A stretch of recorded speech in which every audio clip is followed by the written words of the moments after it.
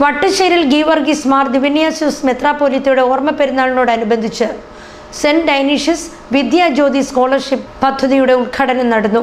Reverend Geevarghese Ramban ഉദ്ഘാടനം ചെയ്തു.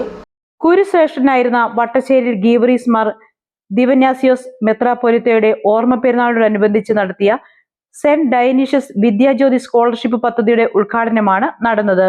Puthussery MGD ഹൈസ്കൂളിൽ നടന്ന ചടങ്ങിൽ റവറൻ ഗീവർഗീസ് റമ്പാൻ ഉദ്ഘാടനം ചെയ്തു.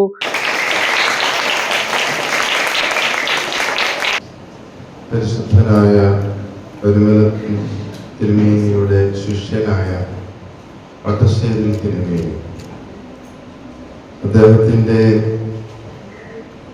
ജീവിതം തന്നെ സഭയ്ക്കും സമൂഹത്തിനും വേണ്ടി അർപ്പിച്ചതാണ്.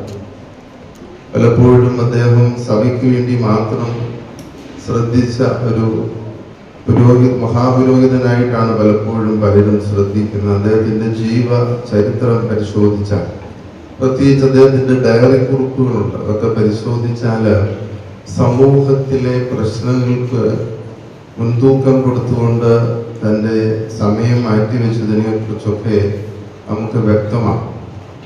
അദ്ദേഹത്തിന്റെ നാമത്തിൽ ഒരു ഫൗണ്ടേഷൻ കുടുംബാംഗങ്ങൾ ആരംഭിച്ചതിൽ അവരെ പ്രത്യേകമായിട്ട് അഭിനന്ദിക്കുകയാണ്. Saint Dionysius foundation president Paulose Eapen അധ്യക്ഷത വഹിച്ചു. നമ്മൾ ഓരോ വർഷവും ഓരോ ചാരിറ്റി പ്രവർത്തനം ചെയ്തു വരുന്നു. അതിൽ ഈ രണ്ട് പഞ്ചായത്ത്, മല്ലപ്പള്ളി കല്ലുപ്പാറ പഞ്ചായത്തുകളിലെ വിവിധ സർക്കാർ എയ്ഡഡ് സ്കൂളുകളിലെ കുട്ടികൾക്കാണ് സാമ്പത്തിക സഹായം നൽകുവാനുള്ള പദ്ധതി രൂപീകരിച്ചിരിക്കുന്നത്. ഞാനധികം പ്രസംഗം നീട്ടുന്നില്ല. നമ്മുടെ റബ്ബാച്ചന് 10:30 വേറെ ഫംഗ്ഷനിൽ എത്തിച്ചേരേണ്ടതാണ്.